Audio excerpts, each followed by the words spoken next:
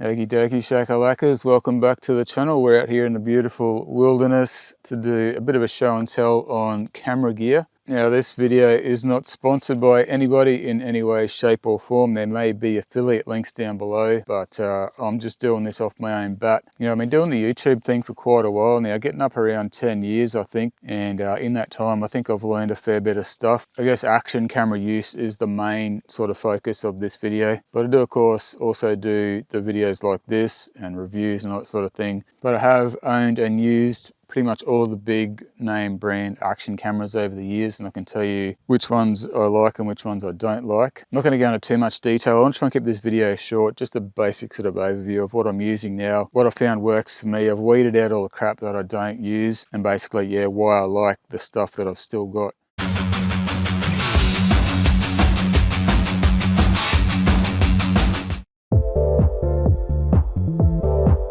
So I reckon firstly we'll get the camera that I'm recording on now out of the way. It is of course the DJI Osmo Pocket 3. I will have to film it with my phone here so you can get an idea. I mean, I'm sure you guys know what a Pocket 3 looks like, but if you don't, there you go.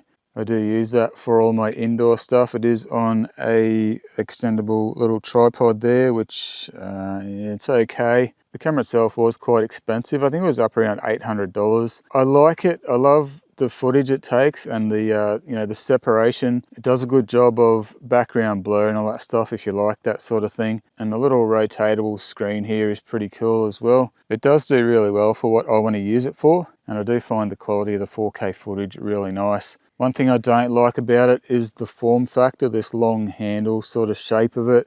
It's probably good if you're holding it in your hand all the time and vlogging, which I guess is what it's designed for, but for mounting to a tripod like this, it's just a little bit unwieldy sometimes. If I want to do filming stuff on a desk, like products and that sort of thing, it's a bit hard to position it right, but yeah, you can't have it all. The tracking feature is pretty cool. If I double tap on my face there, it will automatically follow where I go. It's handy for that sort of thing. I don't find myself using it all that often, but you can imagine how useful it would be. Yeah, basically if you don't have a cameraman with you to move the camera around, you can use that tracking feature and walk around and talk, and yeah. The gimbal does sort of reach its end point around about there. I think I won't go any further. But anyway, that is the Osmo Pocket 3. Do recommend it. Great little camera. Not perfect, but does me just fine. And also it is pretty durable too. Like with that gimbal, I thought it would be a little bit prone to breakage, but I've actually kicked it over when it was up on the tripod in the garage one time and it smacked into the wall. It's fine. It's still going fine. One more thing I'll quickly mention before we get onto the action cameras is the DJI Mic Mini, which I always use with this camera now. You can see that there. The little Mic Mini is awesome. There's a magnet there that you put behind your shirt or your clothing or whatever and attach it to yourself with magnets. Pretty cool. Battery on this thing lasts for ages. It's so quick to recharge. It connects up to the Pocket 3 really quickly, so I just turn it on. The little thing flashes up on the screen saying that it's connected and how much battery's left in it. Can't actually remember off the top of my head how much the Mic Mini cost. I think it was about $60 or something like that, but I didn't get the transmitter with it, just this, because I knew that it connected automatically up to the Pocket 3. Yeah, I'll put the price, what I paid for it, up on the screen here. Well worth it, guys. I used to use a mobile phone connected to a wired microphone and had to sync up my audio afterwards. It was a pain in the butt. Get one of these, it's worth every cent if you're doing this kind of filming. Alright, onto the action cameras now. Yeah, as I mentioned, I've used a lot of brands. One brand I definitely would not recommend is GoPro. I had nothing but trouble with GoPro, even though they probably have still the best color reproduction and picture quality. It's just not worth it because they're not reliable, and if you can't get the shot every time, it's not worth the hassle. So I've used a whole bunch of different models of GoPros. I've used Sony action cameras, I've used DJIs, I've used some of the unknown cheap brands. Ended up with the Insta360 Ace Pro, and I really rate this camera. Now I will say that I do not like Insta360 as a company. I've heard a lot of bad things about their marketing tactics. They do kind of seem to be a little bit on the shifty side, and I've sort of had a little bit of a bad experience with the people there myself. Having said that, I've not had any dramas with the Insta360 Ace Pro camera. It's been solid as a rock. It's not perfect, but it is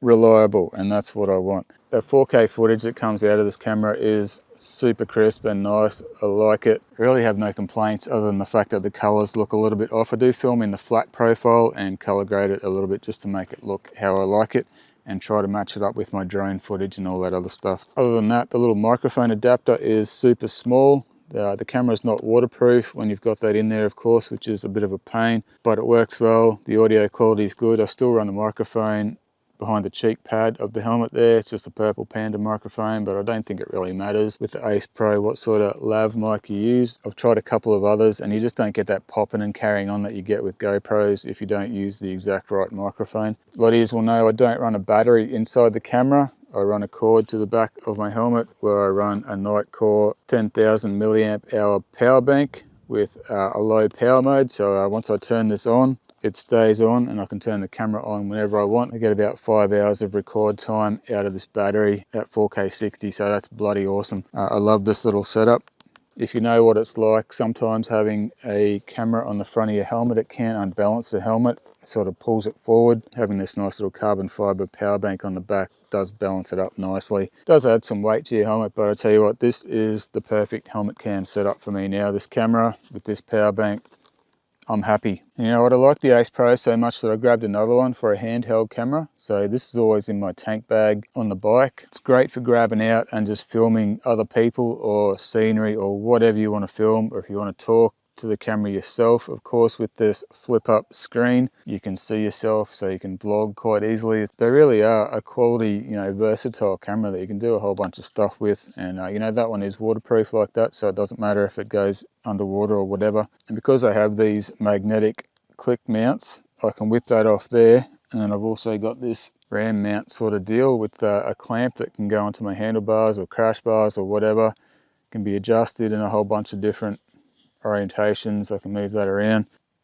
Camera clips on there, so I can attach it to somebody else's bike or whatever. Those clip-on magnetic mounts are super tough. Yeah, that's the other Insta360 Ace Pro. I know the Ace Pro 2 is out now. I honestly see no reason to upgrade. I'm sticking with my Ace Pros for now. Probably the only other action camera at the moment that I'll consider would be the DJI Osmo Action 5 Pro, I think it's called, the new Osmo Action anyway, whatever it is. It'll be a bit of a gamble for me now changing to something like that, so I'm just going to stick with what I know and like and what I know is good. But yeah, I can honestly say that these Ace Pros are reliable. They turn on when you want them to, and that's a huge bonus for me. Alright, this is a quick example of the video quality from the Ace Pro 4K and the audio through the little mic adapter. Yeah. Doing about 70 kilometers per hour. Anything over that with this motocross style helmet with goggles gets a bit too wind noisy. Can't really hear the voice as well. But if you've got a helmet with a visor or whatever, yeah, perfect. You're gonna have the same trouble with any camera. It's not something to do with the Ace Pro. But yeah. Okay, so that's my action cameras and my indoor camera and my microphone mentioned. Before we get onto the drones, I've got 2 drones currently. Drones aren't for everybody, but I'll show you what I have anyway. There's one more thing I want to quickly show you that's quite handy to have, and that's a mobile phone holder. So basically this just one of those spring-loaded phone holders, so you can sort of stick your phone in there like so, and then it's got a little tripod legs on the bottom. Quite often when I'm out on the bike, I want to take a photo of myself in a nice spot or whatever, or next to my bike. And for the longest time, I was sticking my phone on a rock with another rock leaning up against it, trying to position it to take a photo of myself, then hitting the button and running with the timer going, and it would fall over or whatever. It was a nightmare. Trust me, if you are doing selfies or whatever, or set up shots with your phone, grab something like this. It makes your life a hell of a lot easier. I don't always bring that with me, but if I know if I'm taking photos or even, you know, photos for thumbnails for my videos, it's super handy to have that little phone holder, and it doesn't take up much space. It's not heavy.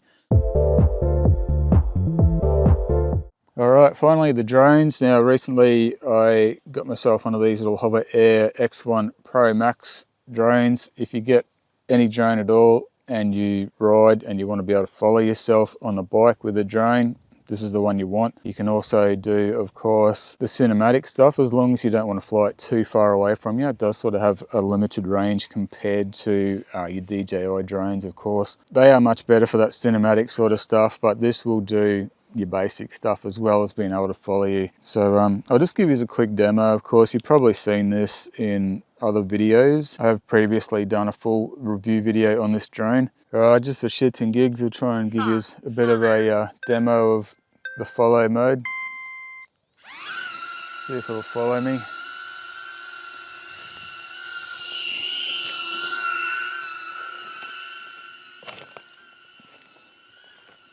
It's pretty good, and of course, if you can get it to follow you on the bike without crashing, it's even better. But even if it does crash, the little guy's pretty tough. I've had quite a few incidents with him, but he's always survived. He's still going. See if I can lose him. Not a chance. Now, of course, you need to pick up the beacon and the joystick controllers if you want to have, you know, a bit better of an experience doing the cinematic sort of stuff with this guy. But I'll give you a real quick demo of the manual control of the X1 ProMax. Manual control. Yeah, these are the sort of cool shots that you can get with the Osmo Pocket 3.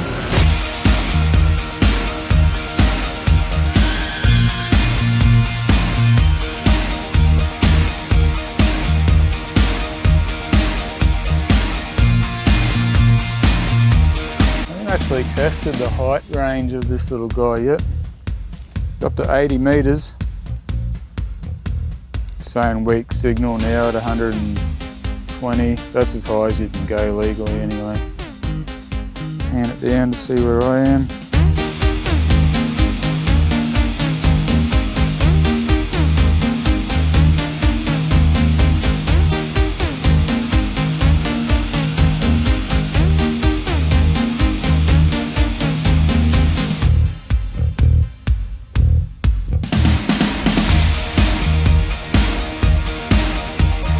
There you go, guys, that's the HoverAir X1 ProMax. Great little addition. Now we'll quickly check out the DJI Mini 2. Alrighty, just getting the little Mini 2 out. There's probably not much point talking about the DJI Mini 2 because it's obsolete now, it's no longer available. I think the latest one's the Mini 4, which is probably a better option. It has better obstacle avoidance and all this stuff. But for a little 4K drone, the Mini 2 is pretty solid, man. If you guys have been following the channel and you've seen what this thing's been through, it's pretty impressive. It was stuck up the top of a tree in the worst weather possible for about 9 weeks, getting rained on pretty much every day. I was trying to get it down for quite some time. Eventually, my buddies JD and Juddy got it down for me, and it fired straight up and works perfectly still. I had one broken prop and that was about it. I want to actually try an orbit style shot with the DJI. Yeah, I haven't actually used that much. Used the different flight modes with the DJI. Normally I just fly it in manual control mode to get that cinematic stuff, but yeah, we'll have a bit of a crack at this anyway.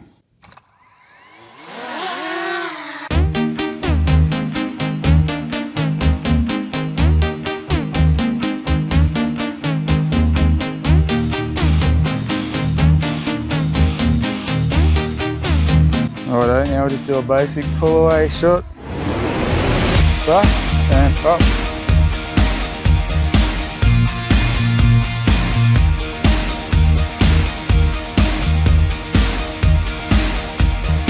You can 100% get some better cinematic shots with the DJI, of course, but yeah, that little hover is super handy for the follow stuff.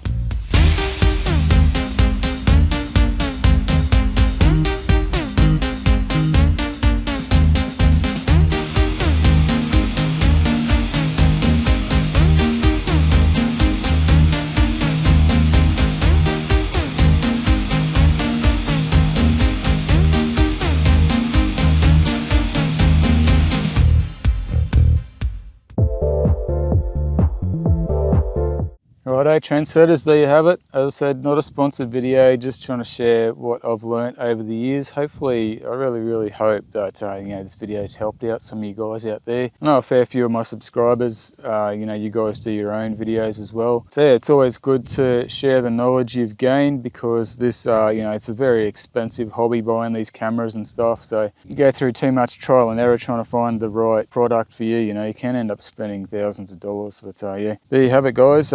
Thanks for watching, and please like and subscribe and all that crap. Stay safe out there, and we'll see you on the next video. As always, peace out.